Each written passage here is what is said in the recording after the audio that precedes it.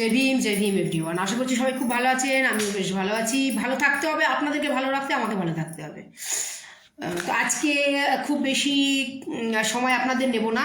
আজকে আমি যে অভিযোগপত্রগুলো দুদিনের মধ্যে অফিসে জমা পড়েছে সেই অভিযোগপত্র এবং বিষয়টা কি একটু শর্টে আপনাদের সামনে তুলে ধরব। এই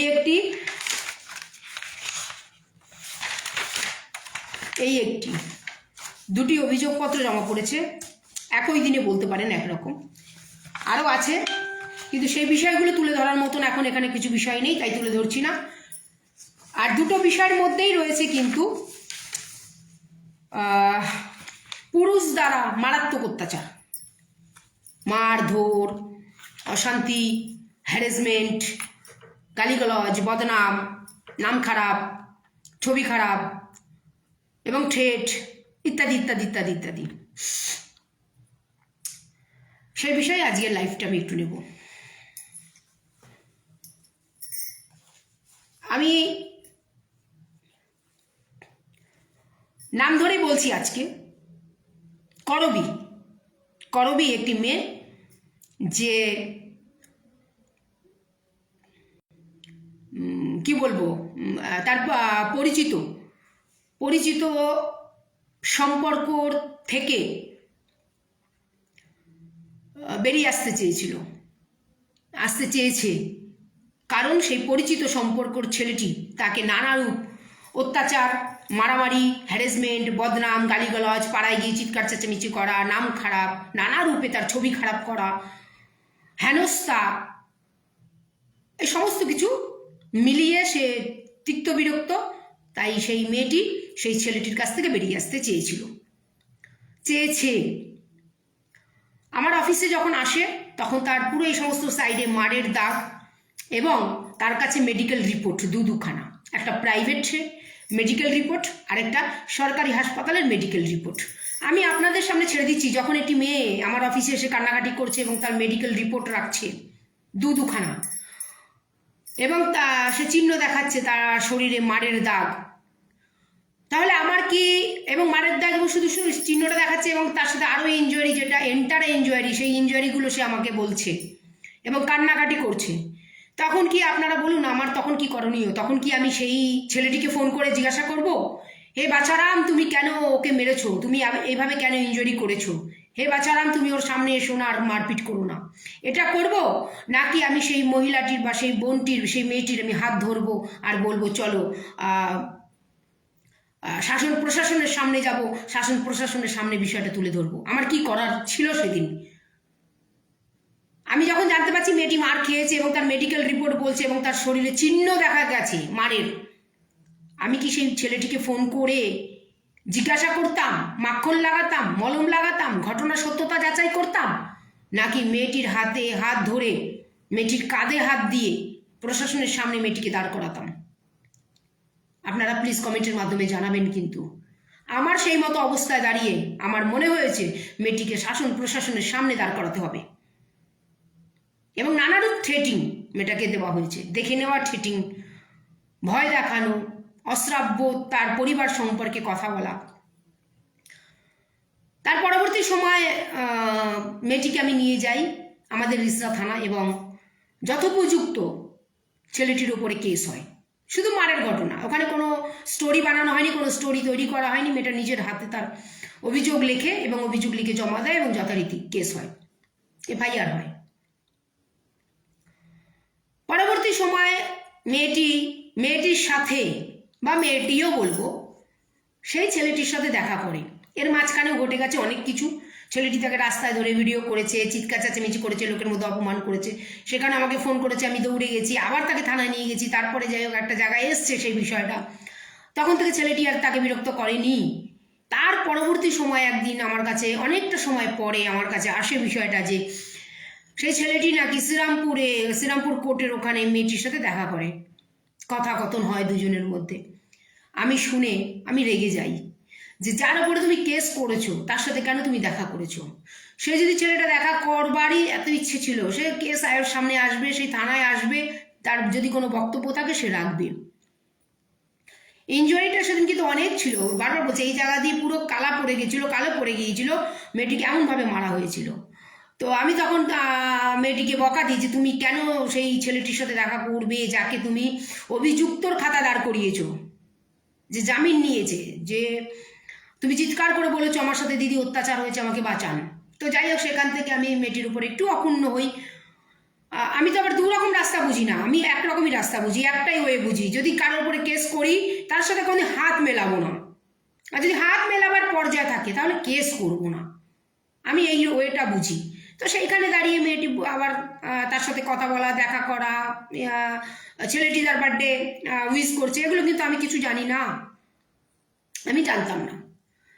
হঠাৎ করে আবিষ্কার হলো মেয়েটির ওপরে একটি জিডি ঘুরে গেছে, একটি জিডি যেটা সে মেয়েটি করেছিল সেই নাম্বার ধরেই, সেই জিডি নাম্বার ধরে সেই মেয়েটির উপরে জিডিটা ট্রান্সফারেট হয়েছে এবং মেয়েটিকে বেল নিতে হয়েছে, জিডিটার বেল নিতে হয়েছে। মানে এই জিনিসটা একদম পুরো ধোঁয়াশা আমার কাছে যখন আসে আমার কাছে।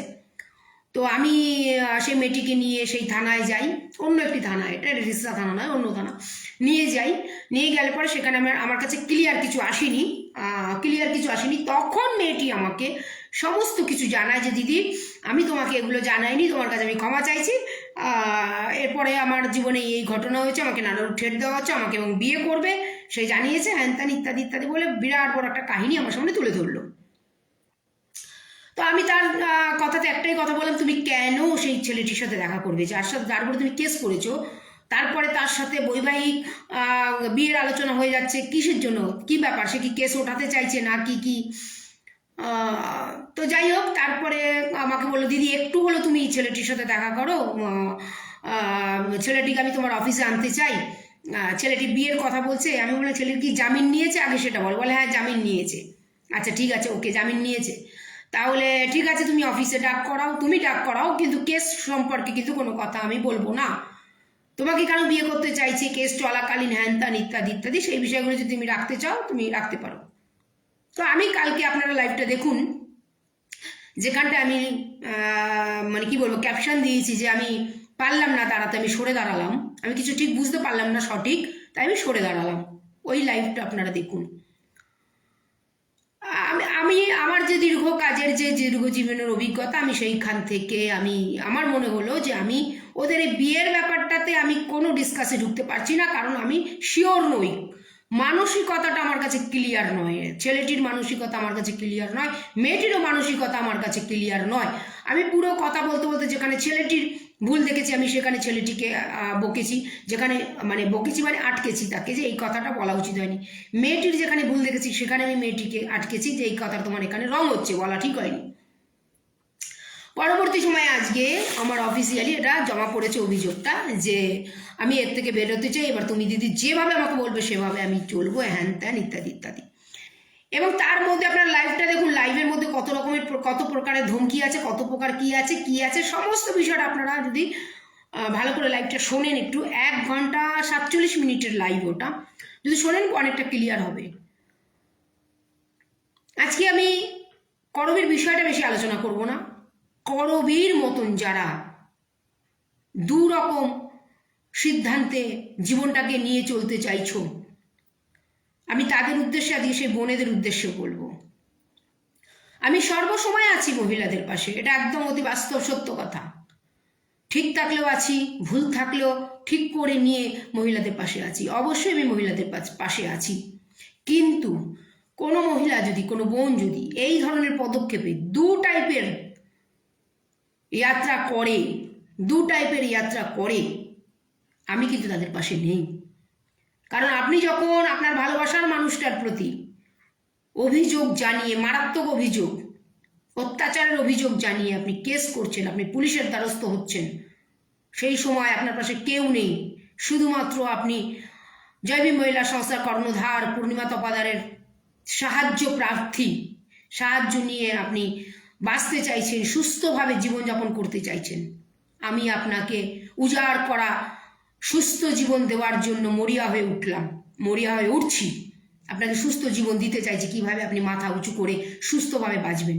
কিন্তু আপনি পরবর্তী সময় সেই অভিযুক্তর সাথে দেখা করছেন, প্রেমের আদান প্রদান হচ্ছে, বিষয় বিয়ে পর্যন্ত পৌঁছে যাচ্ছে, তারপরেও যখন দুজনের কথার মেলবন্ধনটা হচ্ছে না, যখন দুজনের কথার মেলবন্ধন হচ্ছে না, তখন দেখছি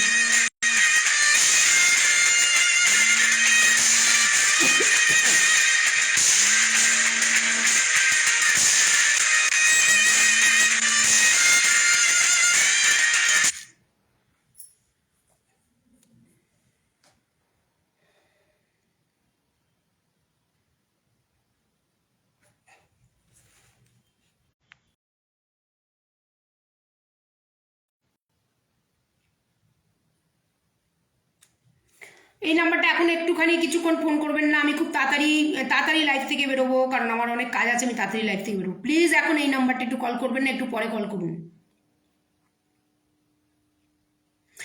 তো যখন দেখছেন যে বিয়ের পর্যায়ে এত বড় বিষয়টা পৌঁছে গেছে এবং পৌঁছে যাওয়ার পর আপনি সামলাতে পারছেন না, ফোনটা তো ঢুকছে,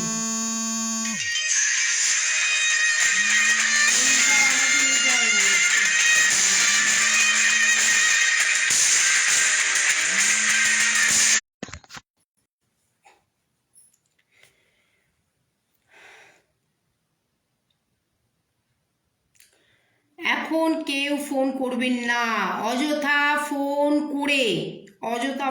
করে আমার গন্তব্যস্থান থেকে আমাকে আটকাতে পারবেন না, অযথা কেউ ফোন করবেন না, রিকোয়েস্ট করছি। এগুলো নেহাতই মানে কি বলবো, বাচপনা ব্যাপার, ঠিক আছে? তো যাই হোক, যেটা বলছি যে সেইখান থেকে অনেকে ভাবেন যে, এক মিনিট, হ্যাঁ, যখন দেখছেন যে একবারে মানে বিষয়টা আটকে গেছে, প্রবলেম হয়ে গেছে, ঠিক আছে, যখন দেখছেন যে বিষয়টা আটকে গেছে, প্রবলেম হয়ে গেছে, তখন ভাবছেন যে না, এখন তো বিষয়টা অনেক ডেঞ্জার দিকে চলে যাচ্ছে, এখন দিদির কাছে এই বিষয়টাকে জানাতে হবে, ঠিক আছে? তখন এসে আমাকে এই ব্যাপারটা জানাচ্ছেন যে হ্যাঁ, এই ব্যাপারটা জানাতে হবে, তা না হলে তো অনেক বড় বিপদের মুখোমুখি। তখন আপনি এসে জানাচ্ছেন আছি পাশে আছি, হাত ছাড়বো না, আছি পাশে। কিন্তু আপনার এই বচপনা হরকতে আপনার কি ধরনের প্রবলেমের সম্মুখীন আপনি হতে পারেন, যেখানে কোর্টে কেস চলছে, যেখানে জামিন প্রক্রিয়া হয়েছে, যেখানে অভিযুক্ত বলে আপনি অভিযোগ দিয়েছেন, যে সামনেওয়ালা অভিযুক্ত, আপনি তার সাথে গোপনে দেখা করছেন, মেলামেশা করছেন এবং বিষয়টা বিয়ে পর্যন্ত পৌঁছে যাচ্ছে, এদিকে অভিযুক্ত হিসাবে তার কেস কিন্তু চলছে এবং সে আপনার সাথে প্রেম বিনিময় করে গোপনে আপনার বিরুদ্ধে আবার উল্টো আইনি অ্যাকশন নিচ্ছে, কিন্তু আপনি তাকে অভিযুক্ত প্রমাণ করার পরেও আপনি তার সাথে বৈবাহিক সম্পর্কে আবদ্ধ হওয়ার প্রস্তুতি নিয়েছেন। কিন্তু যখন দেখছেন যে এই ধরনের বিপদ এসেছে, ধমকি আসছে, আইনি প্রসেসে আপনি আটকে পড়ছেন ধীরে ধীরে, তখন এসে আপনার আবার মনে পড়ছে জয়ভীম মহিলা সংস্থার কথা, পূর্ণিমা তপাদার দিদির কথা। এই দিনগুলো কেন আসবে? যখন মারাত্মক বিপদে পড়ছেন তখন আসছেন, সেইখান থেকে আপনার পাশে দাঁড়াচ্ছি, যেই একটু বিপদটা একটুখানি কেটে যাচ্ছে, অমনি এমন সিদ্ধান্ত নিচ্ছেন, সিদ্ধান্ত নেওয়ার আগে একবারও জিজ্ঞাসা করছেন না যে এই যে সিদ্ধান্তটা নিতে যাচ্ছি দিদি, এই ব্যাপার হচ্ছে বা এই বিষয়টা হচ্ছে, কি করা যেতে পারে আগে, বা আদৌ কি আমি এই বিষয়ে এগোতে পারবো কি পারবো না, বা এগোনো উচিত কি উচিত নয়, যদি এগোনো উচিত হয় তাহলে কি কি আইনি পদক্ষেপ নেওয়া যেতে পারে, এগুলো তো একটু আলোচনার ব্যাপার থাকে। করবেন না, আলোচনা দরকার নেই, ঠিক আছে, তার পর মুহূর্তেই বিপদের মুখোমুখি, এবং এত বড় বিপদের মুখোমুখি, নানারূপ ধমকি, নানারূপ ঠেট, নানারূপ হ্যারাসমেন্ট, ব্ল্যাকমেলিং, নিন এবার চাপ সামলান। এরকম অনেক মেয়েরা রয়েছে যারা অভিযোগ করবার পরে অভিযুক্তর সাথে তারা হাত মেলাচ্ছেন, হাত মিলিয়ে নতুন বিপদকে ওয়েলকাম করছেন। কমসে কম কেস আয়ের সাথে আলোচনা করুন, কমসে কম আপনি কেস আয়ের সাথে আলোচনা করুন যে এই এই এই বিষয়টা হচ্ছে, অভিযুক্ত আবার এন্ট্রি করছে আমার লাইফে, অভিযুক্ত আবার মেলামেশা করতে চাইছে বা এই প্রস্তাব দিচ্ছে। সেরকম হলে পরে কেস আয়ের সামনে বসে কথা বলুন, কিন্তু করবেন না, করবেন না। তার পর মুহূর্তেই বিপদের মুখোমুখি, চরম বিপদের মুখোমুখি। আক্রোশ ভরা একটা ক্যারেক্টার। আপনারা লাইভটা শুনুন, আপনারা লাইভটা শুনলে বুঝতে পারবেন, মানসিকতাটা পড়তে পারবেন। আমি এই রকম মানসিকতার প্রমাণ পেয়ে আমি কি করে একটি মেয়েকে বলবো হ্যাঁ তোমরা এই বৈবাহিক সম্পর্কে আবদ্ধ হও, যে আবদ্ধ যেই বৈবাহিক সম্পর্কে যেটা সেখানে অনিশ্চিত ভবিষ্যৎ, একটা অ্যাগ্রেসিভ উগ্র, সেই মানুষটার সাথে কি করে তাকে বলবো অ্যাড হতে? আমি পারিনি, আমি সরে দাঁড়িয়েছি, আমি বললাম আমি পারিনি। আজকে আমার অফিসে অভিযোগপত্র জমা পড়লো, দিদি বাঁচাও, নানারূপ ঠেট আসছে আমাকে। আমি মেয়েদের, অবশ্যই মেয়েদের সাপোর্টে আছি, কেন থাকবো না মেয়েদের সাপোর্টে? আজকে মেয়েদের অবস্থা খুব শোচনীয়, সত্যি শোচনীয়। দুই একটা কেসে, কোথাও বা কোনো কেসে হয়তো অবশ্যই কিছু কিছু পুরুষদেরও অবস্থা শোচনীয়, আমি তা বলে এভারেজ বলছি না যে প্রত্যেকটা পুরুষের অবস্থা খারাপ। আজও কিন্তু মেয়েদের অবস্থা কিন্তু শোচনীয়, কিন্তু কিছু কিছু পুরুষের সাথেও কিন্তু মেয়েরা খেলছে, কিছু কিছু পুরুষের সাথেও কিন্তু মেয়েরা খেলছে। এগুলো ঠিক নয়, সেই মেয়েদেরও ঠিক নয় যারা পুরুষদের সাথে খেলছেন, আর সেই পুরুষরাও কিন্তু একদম ঠিক নয় যারা মেয়েদের সাথে খেলছেন। খেলার জিনিসটাই খারাপ, খেলার বয়স থাকে, ঠিক আছে, মাঠে ময়দানে খেলার বয়স থাকে, কারোর জীবন নিয়ে খেলার কিন্তু কারোর অধিকার নেই, কারোর জীবন নিয়ে খেলার কোনো অধিকার কারোর কিন্তু নেই, কারোর অথরিটি নেই কারোর জীবন নিয়ে খেলার। আপনি একটা পুরুষকে 7 বছর 8 বছর ধরে তাকে ব্যবহার করবেন, 10 বছর ধরে তাকে ব্যবহার করবেন, আবার তার কাছ থেকে সরে গিয়ে আবার আরেকজনকে আপনি ইউজ করবেন, সেটা ঠিক কথা নয়। ব্যবহার বিষয়টা আসবে কেন? খেলা এই শব্দগুলো আসবে কেন? তো এটা হচ্ছে বিষয়। মহিলাদের অবশ্যই, আমি মেয়েদের সাপোর্টে আছি, অবশ্যই আছি, যে কোনো অবস্থাতে আমি মহিলাদের সাপোর্টে আছি। কিন্তু প্রশ্ন হচ্ছে, যখন আপনি অত্যাচারিত হয়ে কাউকে, কারোর বিরুদ্ধে অভিযোগ করে তাকে অভিযুক্ত প্রমাণ করছেন, প্রমাণ রাখছেন সামনে যে হ্যাঁ এইটা আমার সাথে হয়েছে, তারপরও তার সাথে কেন আপনি সেই সম্পর্কে আবদ্ধ হয়ে যাবেন? যেই সম্পর্ক আবার কিছুদিন পর আবার সেই ঠেট, আবার সেই হ্যারাসমেন্ট, আবার সেই ধমকি, আবার সেই অত্যাচার, সেগুলোর মুখোমুখি হবেন। তো এগুলো হচ্ছে 2 টাইপের রাস্তায় চলা, আর সেটার জন্য কিন্তু বিপদ আপনাদেরই হবে। এবার কি হয়, এবার আমার মতন সমাজসেবিকা পাশে দাঁড়াতে গিয়ে নানারূপ আমরাও সেই অভিযুক্ত থেকে হ্যারেস হচ্ছি, আমাদের ওপরও নানারূপ কথা আসছে, আমাদেরকে ইনসাল্ট করা হচ্ছে, হচ্ছে তো, এগুলো স্বাভাবিক কথা, হচ্ছে। আজকে এই জিনিসগুলো কেন হচ্ছে? জিনিসগুলো হওয়ার পিছনে সেই ধরনের সেই সেই বোনেরাই থাকে, যে যারা অভিযুক্ত করাবার পর, অভিযুক্ত বানিয়ে দেওয়ার পর সেই অভিযুক্তের সাথে একই সাথে থাকছে। তো এগুলো তো ঠিক কথা নয়। হয় কেস করুন, না তো মিলেমিশে থাকুন। কেসও করবেন আবার তার সাথে থাকবেন, সম্ভব? কেউ যদি বলে যে আরে এই ছেলেটি রেপিস্ট, সে ভিকটিম কখনো রেপিস্টের সাথে থাকবে? থাকতে পারে না? থাকাটা সেফটি? আপনারা নিজেরা বলুন। কোনো মেয়ে অভিযোগ করছে আরে আমার স্বামী আমাকে মেরে দিল, একেবারে মেরে ফেলে দিল, খুব মারছে, পুরো সারা শরীর দেখাচ্ছে মারের দাগ, বহু বছর ধরে চলছে এই মারের কাহিনী। আপনি তবুও আপনি তার বিরুদ্ধে অভিযোগ করছেন, আবার তার সাথে সংসারও করতে যাচ্ছেন, অভিযোগ করে তাকে জেলে পাঠালেন, অভিযোগ করে জেলে পাঠালেন, আবার তার সাথে সংসারও করলেন। আর এই মার খেতে খেতে খেতে খেতে একদিন দেখা গেল আপনার লাশটা ঝুলছে পাখাতে, ফ্যানে আপনার লাশটা ঝুলছে, ফ্যানে আপনার লাশটা ঝুলছে। যেখানে জীবন অনিশ্চিত ভবিষ্যতের দিকে।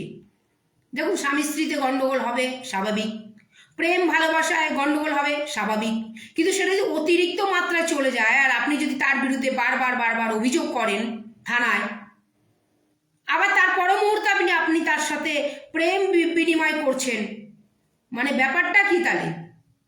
এবার আপনার হয়ে যে লড়াইটা দেবে সে তো তার শত্রু হয়ে যাচ্ছে, সে তার শত্রু হয়ে যাচ্ছে, যে বুঝি ইনি বুঝি হাওয়া দিচ্ছে বা এনার জন্য বুঝি আপনি এটা করছেন। কেন হবে? আমি আবারও বলছি, আজকে সময় দাঁড়িয়েও, এতটা ডিজিটাল টাইমে দাঁড়িয়েও, এতটা মডার্ন টাইমে দাঁড়িয়েও, সুসভ্য সমাজে দাঁড়িয়েও আজকের সময়ও কিন্তু মেয়েদের অবস্থা অনেক খারাপ। একদম গ্রামগঞ্জে যান, গিয়ে দেখুন মেয়েদের অবস্থা কি, বলতে বাধ্য হচ্ছি। আমরা সেটুকু নির্ণয় নিই যে এই যে সোশ্যাল মিডিয়ার মধ্যে দেখতে পাচ্ছি, আরে বাবা এই মেয়েটি তো বেশ ভালো হয়, হেসে খেলে নাচ গান করছে, আরে বাবা এই মেয়েটি তো বেশ দারুণ আনন্দে তাথই তাথই নাচ করছে, এ তো ব্লগ বানাচ্ছে, বা মেয়েরা আজকের সময় তো মডার্ন। এই সোশ্যাল মিডিয়া দেখে বিচার করা যাবে না মেয়েদের কি পরিস্থিতি। আজও মেয়েরা ন্যায় পাওয়ার জন্যে মাথা ঠুকে ঠুকে মরে যাচ্ছে, ন্যায় পাওয়ার জন্যে। আজকেও কিন্তু সেই পরিস্থিতি মেয়েদের রয়েছে।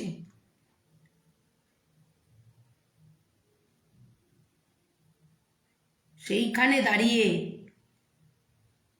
সেই সমস্ত মেয়ে বোনেদের বলবো, যারা অভিযোগ করছেন যে আমার প্রতি অত্যাচার হয়েছে, অভিযুক্ত বানাচ্ছেন কাউকে, অভিযুক্ত বানাবার আগে, অভিযুক্ত করবার আগে, যখন মানে এই ধরনের অত্যাচার, মারের চিহ্ন দেখাচ্ছেন, মেরে একবারে নীল করে দিয়েছেন, মেডিকেল রিপোর্ট রয়েছে, সেটা যখন অভিযুক্ত তাকে প্রমাণ করছেন, বাঁচার জন্যে, ন্যায়ের জন্য যখন প্রশাসনের দ্বারস্থ হচ্ছেন, পরবর্তী সময় আবার সেই অভিযুক্তর সাথে প্রেম বিনিময়ে যাওয়ার আগে একটু হলেও ভাববেন, কারণ জীবন কিন্তু অমূল্য। সব কিছু হয়তো একবার ফিরে পাওয়া যায় জীবনে, টাকা পয়সা সয় সম্পত্তি, জীবন গেলে কিন্তু আর জীবন পাবেন না। বারবার বলছি, জীবন চলে গেলে কিন্তু আর জীবন পাবেন না। এই জীবন কিন্তু অমূল্য।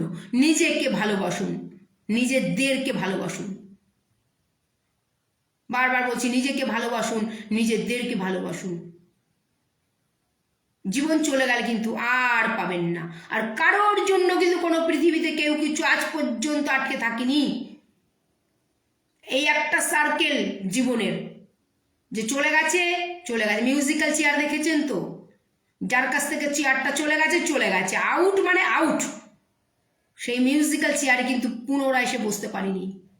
এটা সার্কেল, জীবনের সার্কেল চলছে এটা। এই ধরতিতে, এই পৃথিবীতে যে যে কদিন আছে তারই, সেই কদিন তারই জীবনের কিন্তু মূল্য আছে। 2 মাস 4 মাস 6 মাস তারপর কিন্তু অটোমেটিকলি কিন্তু তার অস্তিত্ব কিন্তু অনেকটা হলেও কিন্তু ধূলিমান হয়ে যায়। তো যতক্ষণ জীবন আছে ততক্ষণ সত্যের সাথে আমরা দাঁড়িয়ে আছি, হ্যাঁ আমরা আছি, জীবিত আছি। সেই মানুষটার থেকে মার খাবেন, মার খাবেন, মার খাবেন, অভিযোগ করবেন, মার খাবেন, মার খাবেন, মার খাবেন, আপনার জীবনহানি হবে। জীবন আপনি লিখবেন আমার জীবনহানি হচ্ছে, দিদি বাঁচাও, অথচ আপনি তা অভিযোগ করছেন, অভিযুক্ত হচ্ছেন, মেরে ফাটিয়ে দিচ্ছে, আপনাকে মেরে ফেলার ধমকি দেওয়া হচ্ছে, আবার তার প্রেম নিবেদনও করছেন, সে প্রেম নিবেদন নিচ্ছেন, আবার তারপরে এসে অভিযোগ করে যাচ্ছেন। দিদি বাঁচাও। আমি প্রত্যেকটা, আজকে করবীর কথাটা তো উদাহরণ রাখলাম, এরকম করবীর মতন কত মেয়েরা রয়েছে, সিদ্ধান্ত নিতে পারে না, সিদ্ধান্তে তারা দাঁড়াতে পারে না, ডিসব্যালেন্স। কি করব, কি করব, কি করা উচিত, কাঁদছে তারা, কাঁদে এসে খালি। আরে কাঁদলে সমস্যার সমাধান হবে না, সমস্যার সমাধান থেকে বেরোতে গেলে পাথর হতে হবে, পাথর। নির্ণয় নিতে হবে, সিদ্ধান্ত নিতে হবে, কঠোর সিদ্ধান্ত নিতে হবে। জীবনটা তোমার, জীবনটা তোমাদের, সিদ্ধান্তও তোমাকে নিতে হবে। আজকে কাঁদতে কাঁদতে একটা কোনো সিদ্ধান্ত নিয়ে নেবে, ভুল সিদ্ধান্ত নিয়ে নেবে, তোমার ক্ষতি হবে। কারোর জন্য এই দুনিয়াতে কেউ আটকে নেই। পুরো জীবন, পুরো এই পৃথিবীতে কত মানুষ এসেছে, কত মানুষ গেছে, কত মানুষের সার্কেল রিসার্কেল হয়েছে এই পৃথিবীতে, কে কাকে কতদিন মনে রেখেছে। হ্যাঁ, আমরা দাদা পরদাদার নাম পর্যন্ত আমরা জানি না। এমন একটা সময় পরদাদার নাম জানি আমরা, কেউ বলতে পারবো? কিন্তু বংশ পরম্পরাতে এসছে সব, বলতে পারবো? আমরা জানি আমাদের দাদা পরদাদারা কি করে গেছে। দুই একটা ইতিহাসের কাহিনী ছাড়া আমরা কিছুই জানি না। ওই ইতিহাসের পাতায় লেখা আছে এই বংশধর এই কাজ করেছে, তাই আমরা জানি। এটা এটা সার্কেল, এই পৃথিবীর সৃষ্টির সার্কেল। এটা এক আসবে এক যাবে, এক আসবে এক যাবে। যে কদিন নিজে আছো, নিজের অস্তিত্ব আছে, নিজের জীবন আছে, শ্বাসটা চলছে, নিজেকে কিভাবে ভালো রাখবে, নিজেকে কিভাবে সুস্থ রাখবে, নিজেকে কিভাবে খোলা অক্সিজেনে, খোলা হাওয়ায়, খোলা বাতাসে, খোলা আবহাওয়ায় বাঁচাবে, সেই চেষ্টা করো। নিজের পরিবার কিভাবে ভালো থাকবে সেই চেষ্টা করো। তার মানে নিজের পরিবারকে ভালো রাখতে গিয়ে কি অন্যকে লোটা, অন্যকে মারপিট করা? না, একদম না, কখনো নয়। লাইফের একটা সুন্দর জার্নি, রিসার্কেল, একটা সার্কেল বৃত্ত, সেই জীবনটা লিড করো। আজকে তুমি যেই ছেলেটার জন্য মরিয়া, যেই ছেলেটার প্রেম নিবেদন তুমি নিয়ে নিচ্ছ, বিয়ে পর্যন্ত ভেবে নিচ্ছ, অথচ সেই ছেলেটার তোমার প্রতি অত্যাচার ছাড়া কিছু তোমাকে দিতে পারছে না, কেন ভোগ করবে অত্যাচার? অভিযোগ, তাহলে অভিযোগ করো না। আমার বলার বক্তব্য হচ্ছে, তাহলে অভিযোগ করো না। যদি অত্যাচার সহ্য করে যদি প্রেম নিবেদন হয়, তাহলে অভিযোগ করো না। দু রকম হয় না, ভালোবাসাও করবে, ভালোবাসাও দেবে, আবার সাজাও দেবে, দুটো তো হতে পারে না। তুমি তাকে শাস্তিও দিচ্ছ, আবার তুমি তাকে ভালোবাসছো, তার দুটো জিনিস কি করে হবে? কি করে হবে? কখনো হয়? সেই ছেলেটিকে তুমি কাঠগড়ে দাঁড় করাচ্ছ, অভিযুক্ত বলে দিচ্ছ, অভিযোগ করছো, তাকে শাস্তি দিতে পারছো নানা রূপে। আবার তার প্রেম নিবেদন যখন সে করছে, তুমি সেটা গ্রহণ করছো। তার পরবর্তী সময় কি আসছে? কেসটা একটু উঠিয়ে নেবে গো, আমরা তো এক হয়ে গেছি। এটাই তো খেলা, এটাই খেলা। এই প্রেম নিবেদনের পিছনের এই খেলাটাই হচ্ছে মেন।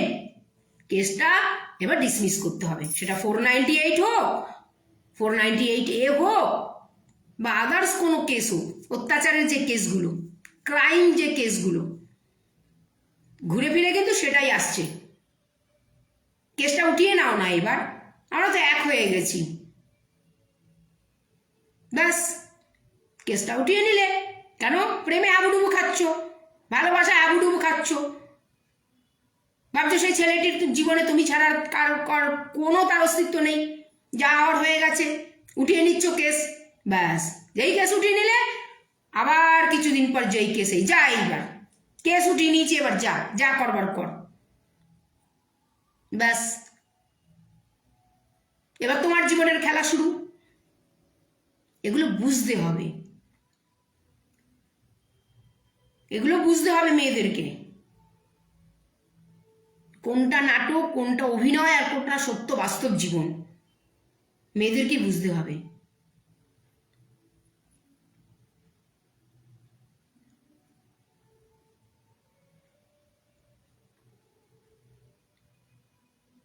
আমার বলার বক্তব্য হচ্ছে,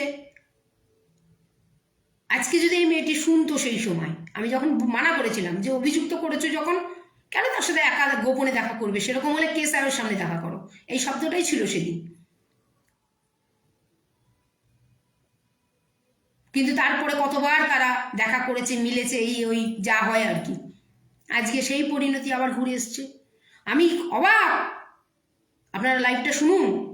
যাকে ভালোবাসছে বলছে তার সম্পর্কে ভাষা কি বেরোচ্ছে, ভালোবাসার মানুষের সম্পর্কে কি ভাষা বলছে, যার সাথে সংসার করবার, ঘর বাঁধার স্বপ্নও দেখা হচ্ছে, যার সাথে সংসার করার কথা বলা হচ্ছে, তার সম্পর্কে, তার মায়ের সম্পর্কে কি ভাষা বলা হচ্ছে, তাকে নিয়ে কি ভাষা বলা হচ্ছে। তো সেখানে আমি কি করে বলবো যে না, আমি কি করে তাকে, আমি সেই মেয়েটিকে বলবো যে হ্যাঁ হ্যাঁ তুমি এই বৈবাহিক সম্পর্কে আবদ্ধ হও। আমি কোনো মেয়েকে, আমি কুয়োর দিকে সমুদ্রে, নদীতে কি করে বলবো যাও গিয়ে সাঁতার জানো না, ডুব মারো আর পড়ে মরো? আমি কি করে বলতে পারি? আমি বলতে পারি না। আমি বলতে পারি আমি কোনো মেয়েকে অন্ধকার কুয়োতে আমার জ্ঞানত অবস্থায় আমি ঠেলে দিতে পারি না। আমার ধর্ম বা আমার কর্ম কোনোটাই আমাকে সেটার পারমিট করে না। আমি তাই বলেছি লাইভে যে আমি পারলাম না, আমি সরে দাঁড়ালাম। কারণ আমি এই রকম অনিশ্চিত ভবিষ্যৎ আর অনিশ্চিত ব্যক্তিত্বর হাতে কোনো মেয়েকে বলবো না যে তোমরা যাও। আমি নাও বলবো না, হ্যাঁও বলবো না, জীবন তোমার। কিন্তু আমি এটুকু বলবো, আমি পারলাম না, এই বিষয়ের মধ্যে আমি থাকতে পারলাম না, আমি পারলাম না।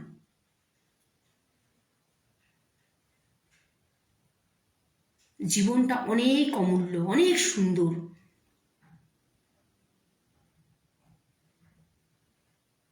অনেক অমূল্য, অনেক সুন্দর জীবনটা। একটি মানুষের জন্য সেই অমূল্য জীবনটা নষ্ট হতে পারে না। আমি এটাই প্রতিটা মেয়েকে বলি। পৃথিবীতে একটা দিক অন্ধকার হলে বহু দিক আছে যেটা নিয়ে সুন্দরভাবে বাঁচা যায়। পৃথিবীতে এসেছিও একা, যাবো একা, মাঝখানে সমস্ত কিছু খেলা। হ্যাঁ জানি মনটা একটা আলাদা ব্যাপার, সেখানে অনেক উতাল পাতাল, অনেক কিছু। কিন্তু তবুও সে মনের আগে নিজেকে ভালোবাসতে হবে, মনকে কাবু করতে হবে, অধ্যয়নে রাখতে হবে মনকে। মনের ইচ্ছা শক্তিও নিজের কাছে অধ্যয়নে বশীভূত করতে হবে। মনের ডাকটাই সব ডাক নয়। যদি মনের ডাকটাই সব ডাক হতো তাহলে সে ভালোবাসার মানুষটার বিরুদ্ধে অভিযোগ করে অভিযুক্তর কাঠগড়া তাকে দাঁড় করাবার সময় আসতো না। ভালোবাসার মানুষটিকে অভিযোগের মাধ্যমে অভিযুক্তভাবে দাঁড় করিয়ে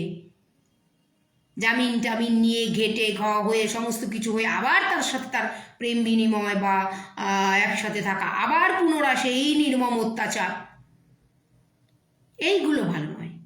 আর যদি ঠিক আছে ভুলবশত হয়ে থাকে বা অন্যায় হয়ে থাকে, মাফ হয়ে থাকে, সেগুলোরও যদি একটা সুন্দর লিগ্যাল প্রসেসে গিয়ে ক্লিয়ার করে যদি বাকি জীবনটা সুন্দরভাবে চলে তাহলে সেটা করা যেতে পারে। কিন্তু যদি অনিশ্চিত ভবিষ্যৎ থাকে তাহলে আমি বলবো, প্রত্যেকটা মেয়েকে বলবো, কেউ যদি রাগ করুক আর যাই করুক, এরকম অনিশ্চিত ভবিষ্যতের দিকে পা বাড়িও না। জীবন অমূল্য। নিজের জীবন চলে গেলে কেউ এই জীবন ফিরিয়ে দিতে পারবে না, কারোর ক্ষমতা নেই। ভগবানের জায়গাতে আছে, কারোর জীবন আজ পর্যন্ত ফিরে আসেনি চলে যাওয়ার পরে। ভাই নিজের জীবনকে ভালোবাসো, নিজেকে ভালোবাসো। যে তোমায় আঘাত আর অত্যাচার দিচ্ছে তার জন্য নিজের জীবন আর নিজের সময়টাকে নষ্ট করো না। একটা পুরুষ দিয়ে পুরো পৃথিবীটা তৈরি হয়নি, পৃথিবীটা অনেক সুন্দর। তা এমন একটা সম্পর্কের জন্য নিজেকে শেষ করে দিও না। আমি প্রত্যেকটা মেয়েকে বলবো, কারো রাগ হোক আর ভালোই হোক আর যাই হোক। আর মেয়েদেরকেও বলবো, কিছু মেয়েদেরকেও বলবো, খেলা করা বন্ধ করুন ছেলেদের সাথে। অনেক মেয়ের রিপোর্টও জমা পড়ছে, ছেলেদের সাথে খেলছেন। খেলা করা বন্ধ করুন। আপনি অন্যের সাথে খেলছেন, একদিন খেলা আপনার সাথে খেলবে, কেঁদে কুল করতে পারবেন না, কেঁদে কুল করতে পারবেন না। আমি সেই মেয়েদেরকেও বলবো যারা ছেলেদেরকে খেলার বস্তু ভাবেন, উপার্জনের বস্তু ভাবেন, অবশ্যই সংসার জীবনে বা মনুষ্য জীবনে পয়সার দরকার আছে, কিন্তু তা বলে ব্যবহার নয়, ব্যবহার নয়। আমি মানি না এই বিষয়গুলোকে। প্রয়োজন অবশ্যই আছে, প্রয়োজন দায়িত্ব এগুলোই একজনের সাথে আরেকজনের সম্পর্ককে বেঁধে রাখে, কিন্তু তা বলে কাউকে লোটবার উদ্দেশ্যে কোনো সম্পর্কে থাকবেন না। আমি সে মেয়েদেরকেও বলবো, এই খেলাগুলো কিন্তু খুব চলছে লোটবার উদ্দেশ্যে। কিচ্ছু কি হবেন, একটা ছেলেকে লুটে কত কত মালিক হয়ে যাবেন, কত পয়সাওয়ালা হয়ে যাবেন, কি করে নেবেন? হ্যাঁ, কিন্তু সারা জীবন নিজের বিবেকের কাছে প্রায়শ্চিত্ত করতে হবে যে একটা সুন্দর সম্পর্ককে আপনি লুটেছেন। বিবেকের দংশন বড় দংশন। তো আমার আজকে এটাই বলার, অভিযোগ করে অভিযুক্ত করলে দ্বিতীয়বার তার প্রেম স্বীকার করবার আগে একবার একটু বসে ভাববেন। এর পেছনে অন্য কোনো খেলা তো নেই, কেস উঠিয়ে নেওয়ার খেলা তো নেই। এই মায়াবী দুনিয়ার মতন এই মায়াবী ছলকপটে তো আপনি পড়েননি যে আপনি কেসটা উঠিয়ে নেওয়ার জন্যই এই প্রেম নিবেদন হলো। এরকম চক্রান্তে তো আপনি পড়েননি, বা এরকম চাল তো চলছে না। এই বিষয়গুলো একটু দেখবেন। মেয়েটি আমি যার কথা আজকে তুলে ধরলাম, আমি নামছি সোমবার থেকে, আমরা সেই কাজে নামছি সোমবার বা মঙ্গলবার। আপ তো খ্যার নেই বাচ্চা তেরা। আমি তো এইবার তার বিরুদ্ধে মারাত্মক অ্যাকশনে নামবো, মারাত্মক অ্যাকশনে, ঠিক আছে? আর আমি যখন ফাইনাল যেদিন মনে করব, আমি দেখবো শুনবো, যেদিন আমি ফাইনাল মনে করব যে আজকে এর বিরুদ্ধে আমি একদম সিরিয়াসলি অ্যাকশন নেব, সেদিন আমার অ্যাকশন কিন্তু দেখার মতন। সেদিন যদি ভরা মার্কেটে তার কলার ধরতে হয় তাও ধরবো, যদি ভরা মার্কেটে তার অফিস বন্ধ করিয়ে দিতে হয় তাও করাবো। যেদিন আমি সেই দিনটা ঠিক করব, সেই দিনটা আমি সেই কাজটাকে করবই। আমাকে সেদিন কেউ বাধা দিতে পারবে না। আর সেই কাজ করতে গিয়ে যেভাবে প্রি প্ল্যান করতে হবে সেই প্রি প্ল্যানটা করবো। সে প্ল্যান করতে গিয়ে যাকে ধরতে হবে, যাকে সামনে দাঁড় করাতে হবে দাঁড় করাবো। কিন্তু যেই দিনটা আমি তার জন্য ঠিক করব যে আজ তাকে এইবার পুরো একদম তার অপরাধের ঘোড়া ভরে উঠেছে, এবার তাকে ঘোড়া সমেত তাকে পাল্টি করে দেবো, এবার করে দেবো। আমি বহুত পুরনো খিলাড়ি, নতুন খিলাড়ি নই মার্কেটে, বহুত পুরনো খিলাড়ি। দুর্বিষহ দিনে নিজেকে কিভাবে চেঞ্জ করে নিতে হয়, দুর্বিষহ দিনে কিভাবে নিজের পিকচারটাকে চেঞ্জ করে কিভাবে কি খেলতে হয়, বহুত পুরনো খিলাড়ি। আজকে নই, আমি আজকের নই, বহুত পুরনো খিলাড়ি। কিভাবে খেলতে হয় আমার জানা আছে। তো এই বিষয়টা নামছি আমি এখন সোমবার বা মঙ্গলবার থেকে নামছি আমরা। প্যাচ কি জিনিস হয় এবার দেখাবো, ধমকি কি জিনিস হয় দেখাবো, ঠেট কি জিনিস হয় দেখাবো সেই ছেলেটিকে। যেহেতু মেয়েটি স্যালেন্ডার করেছে এসে আবার, দিদি আমি পারছি না, আমি স্যালেন্ডার করলাম, আমি তোকে লিখিয়ে নিয়েছি যে এই ভুল দ্বিতীয়বার করলে আমি এবার উল্টে তোমার উপরে কেস করবো। এটা খেলার জায়গা নয়, এটা একটা সিরিয়াস অফিসিয়ালি কাজ হচ্ছে এখানে এসে মেয়েরা নিরাপত্তায় থাকে আমার কাছে। আমার একটা আশীর্বাদের হাত তাদের জন্য তাদের জীবন ফিরিয়ে দেয়। আমি আছি, এটা অনেক বড় ব্যাপার। আজকের দিনে শব্দটা অনেক বড় ব্যাপার। তো সেইখান থেকে দাঁড়িয়ে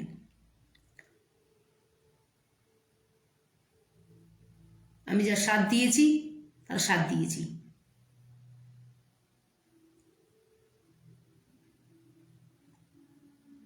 প্রতিটি মেয়েকে বলবো, যারা অভিযোগ করেন, অভিযুক্তর কাঠগড়া দাঁড় করান। তাদের সাথে আবার সেই সম্পর্কে যাওয়ার আগে আইনি প্রসেসগুলো একটু বুঝে নেবেন ভালো করে। এরকম না হয় সে সম্পর্কে গেলেন, আবার কেসটা উঠিয়ে নেওয়া হলো, তারপর আপনাকে আবার ছুঁড়ে ফেলে দিল। এগুলো ঠিক হবে না, এগুলো আপনার জন্য ঠিক হবে না, মনের জন্য, শারীরিক পরিস্থিতির জন্য আপনার এই বিষয়গুলো ঠিক হবে না। ভুল রং, তাহলে আমি সেরকম রঙে যাবো কেন, যেতে টেনশন হয়। নিজেকে ভালোবাসুন, নিজেকে গোছান, নিজেকে যত্ন করুন। জীবনে কোনো দুঃখ আপনাকে স্পর্শ করতে পারবে না, আর স্পর্শ করলেও দুঃখ আপনার গায়ে লেপে থাকতে পারবে না। আপনি এইভাবে নিজেকে অধ্যয়নে তৈরি করুন, এ পৃথিবীর রহস্যটাকে বুঝুন। এ পৃথিবীতে মানুষ আসছে যাচ্ছে, আসছে যাচ্ছে। আপনি চলে গেলে আপনার জন্য কজন কাঁদবে, কদিন কাঁদবে, কদিন মনে রাখবে, কদিন আপনার ভালোবাসাকে মনে রাখবে? আপনার ভালোবাসা মনে রেখে কে বৈরাগ্য ধারণ করবে? নিজের জীবনটাকে নিজে ভালোবাসুন, আমার বলার বক্তব্য। হ্যাঁ, আবারও যেটা বলছি যেতে যেতে, ভালোবাসবেন মানে এই নয় যে কাউকে অনিষ্ট করে নিজেকে ভালোবাসবেন, এরকমও নয়। কাউকে অনিষ্ট করার কোনো প্রয়োজন নেই। কাউকে লুটে, কারোর সাথে কাউকে ধোকা দিয়ে সেভাবে ভালো থাকা যায় না। যারা অন্যকে ধোকা দিয়ে নিজেকে ভালো রাখতে চায় তারাও কিন্তু বেশি দূর কিন্তু যেতে পারে না। ধোকার পথ কখনোই মসৃণ হতে পারে না, কখনো হতে পারে না, কখনো হতে পারে না। এই কিছু কিছু পুরুষ দেখুন বেরিয়ে যাচ্ছে সংসার ছেড়ে, কিছু কিছু মহিলারা বেরিয়ে যাচ্ছে সংসার ছেড়ে। এর পিছনে অবশ্য অনেক লজিক আছে, শুধু একটা কারণে বেরিয়ে যাচ্ছে না। আবার কিছু কিছু মানুষ আছে দেখুন ধোকা দিয়ে বেরিয়ে যাচ্ছে, লুটে মুটে ধোকা দিয়ে বেরিয়ে যাচ্ছে। ধোকার পথ মসৃণ কখনো হতে পারে না, কখনো হতে পারে না ধোকার পথ মসৃণ। আজ পর্যন্ত হয়নি, দুদিন আগে বা দুদিন পরে। ধোকার পথ কখনো মসৃণ হতে পারে না, সেগুলো বুঝতে হবে, নিজের বিবেককে প্রশ্ন করতে হবে। আপনি তো কাউকে ধোকা দিচ্ছেন না। একটা সম্পর্ক অনেক দূর যেতে নাই পারে, সম্পর্ক ভেঙে যেতেই পারে, কিন্তু তার একটা প্রসেস আছে, প্রসেস করে বেরিয়ে যান, ধোকা দিয়ে নয়। কারণ আপনি যাকে ধোকা দিয়ে গেলেন সে যে কি নির্মম পরিস্থিতিতে দিন যাপন করবে কল্পনাও করতে পারবেন না। তার চোখের জল, তার হায়, তার যন্ত্রণা, সেটা আপনাকে আগে কি ভালো থাকতে দেবে না? কখনো ভালো থাকতে দিতে পারে না। কেন? কর্মাতেই দুনিয়া চলছে, কর্মের ওপরেই এই পৃথিবী আটকে আছে। যেমন কর্ম তেমন ফল। আজও ভালো কর্মের ভালো ফল, খারাপ কর্মের খারাপ ফল। তো কাউকে ধোকা দিয়ে গিয়ে কখনো আপনি সুস্থ জীবনযাপন করতে পারেন না। ভালো বললাম যেটা ভালো নাই লাগতে পারে, কিন্তু সেটা প্রসেস আছে। সংসার ছেড়ে আরেকটা সংসারে পা রাখবেন, তার প্রসেস আছে। আপনার জীবন, আপনি যেভাবে ভালো থাকবেন সেটা আপনার অবশ্যই চয়েস করার অধিকার আছে, কিন্তু তার প্রসেসের মাধ্যমে। যাই হোক, ভালো থাকবেন, সুস্থ থাকবেন। আমি যে বিষয়টা তুলে ধরলাম, অভিযুক্ত করলে তারপরে দ্বিতীয়বার তার প্রেম নিবেদন গ্রহণ করবার আগে আইনি প্রসেসগুলো একটু মাথায় রাখবেন, তা না হলে কিন্তু এইরকম পরিস্থিতি হবে। আজকে মেয়েটা 3 দিন ধরে খায় না, ঠিক আছে? আমি আজকে লাইভটা করিনি যখন ও বলেছে, কারণ আজকে এত ইমোশনাল কথাবার্তাগুলো আলোচনা হয়েছে, এত সে কান্নাকাটি করেছে, আমি নিতে পারিনি, লাইভটা নিতে পারিনি। শুধু সে যখন আবেদনপত্রটা দিয়েছে তখন আমি একটা শুধু খালি ফটো নিয়েছি, ঠিক আছে? এটা হচ্ছে বক্তব্য। ভালো থাকুন, সুস্থ থাকুন, আবার দেখা হবে। আমি আছি, আমি প্রত্যেকটা মেয়ের জন্য আছি। আমি যেভাবে লড়াই দেবো কেউ এভাবে লড়াই দিতে পারবে না। ছাতি আগে করে নিয়ে লড়াই দেবো, জান আগে করে নিয়ে লড়াই দেবো, ঠিক আছে? আর আমি যেভাবে লড়াই দেবো, একনিষ্ঠ লড়াই দেবো। 1 পার্টের জন্য লড়াই দেবো তো 1 পার্টের জন্যই লড়াই দেবো, অন্য সেখানে কেউ নেই। 1 পার্ট মানে 1 পার্টের জন্যই লড়াই দেবো। এরকম ওই ডবল গেম খেলবো না, ডবল গেম খেলনেওয়ালা ক্যারেক্টার আমি নই। আমি 1 ওয়েতে চলা মানুষ। ইয়াস তো ইয়াস, নো তো নো, শত্রু তো শত্রু, মিত্র তো মিত্র। শত্রুকে কোনোদিনও মিত্র করবো না, শত্রুকে কোনোদিনও মিত্র করব না, করিনি আজ পর্যন্ত। আমার ডিকশনারিতে নেই যে শত্রু, সে আমার শত্রু যতদিন বেঁচে থাকবো, ঠিক আছে? শত্রুকে কোনোদিন মিত্র করব না। আমি এমন একরোখা মানুষ। ভালো থাকবেন, সুস্থ থাকবেন, আবার দেখা হবে নেক্সট লাইভে।